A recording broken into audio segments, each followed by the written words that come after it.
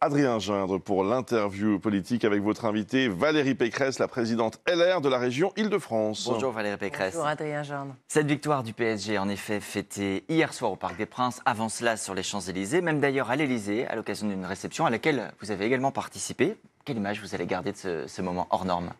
Je crois que c'est les larmes de Marquinhos, parce que c'était vraiment tellement émouvant de le voir pleurer, parce que c'est vraiment ces galères, ces combats du PSG, ces 15 années voilà, à attendre cette étoile, et je pense que c'était extrêmement émouvant. Alors évidemment, ce qui était aussi très émouvant, c'est de voir la jeunesse de l'équipe. Et en fait, quand on les voit physiquement, on s'en rend compte, quand on les voit tous, on se rend compte que voilà, c'était vraiment à quelques mètres de vous. Vraiment des mômes, quoi. Et avec cet enthousiasme incroyable. Bon, derrière la ferveur et derrière la très bonne nouvelle, il y a malheureusement eu de nouveaux incidents, quelques-uns hier soir et puis bien sûr samedi soir avec des commentaires politiques très rapidement. Le RN et la France Insoumise notamment ont mis en cause Bruno Retailleau, le ministre de l'Intérieur. Le RN a dénoncé un fiasco sécuritaire. La France Insoumise lui demande de rendre des comptes. Est-ce que vu ce qui s'est passé, vous considérez vous aussi qu'il y a matière à rendre des comptes? Mais d'abord, il faut arrêter de se voiler la face et de se cacher derrière son petit doigt. Le sujet des casseurs, c'est l'impunité. Voilà, c'est l'impunité. C'est l'absence de. Il y a une impunité aujourd'hui en France. C'est l'absence de vraies sanctions et je pense qu'il faut monter d'un cran la sanction. Quand on casse, quand on vandalise. Et moi, j'ai une pensée pour tous les restaurateurs, pour tous les commerçants, pour les Parisiens qui se sont réveillés le matin avec leurs voitures brûlées, leurs échoppes saccagées. Enfin, c'est désespérant.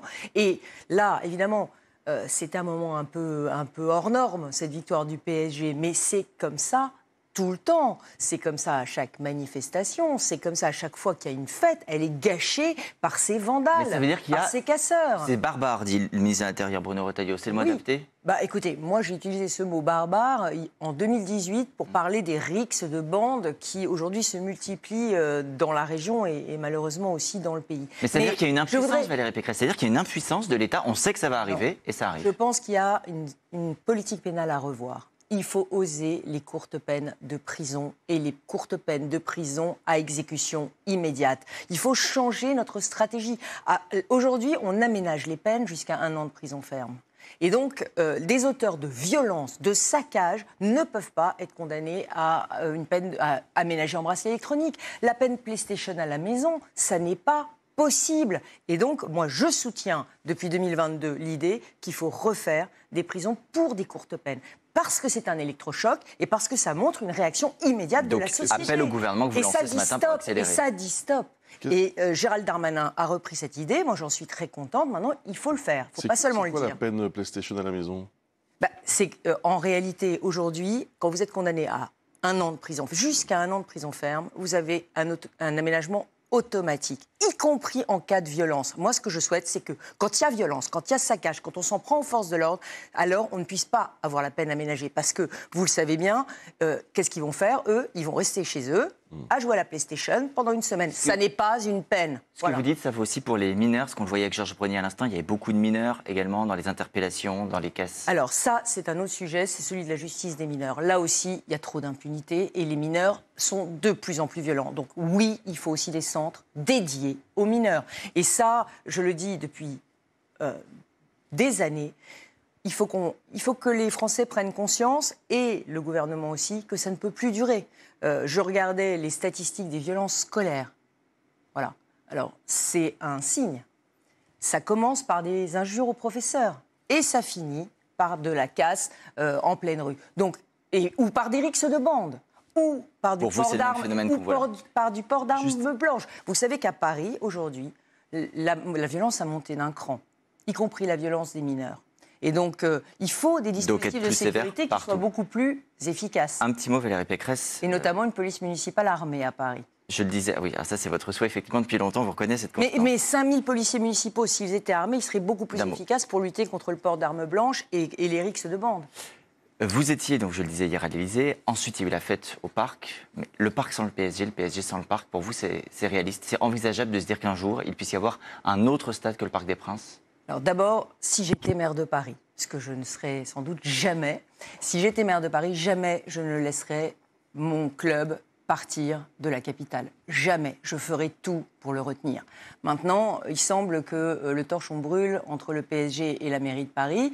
Si ce torchon brûle jusqu'au bout, moi j'ai dit, en tant que présidente de région, je ne peux pas laisser mon club orphelin et sans stade fixe. Donc évidemment, nous aiderons le PSG à trouver un autre lieu de destination s'il est obligé de quitter Paris.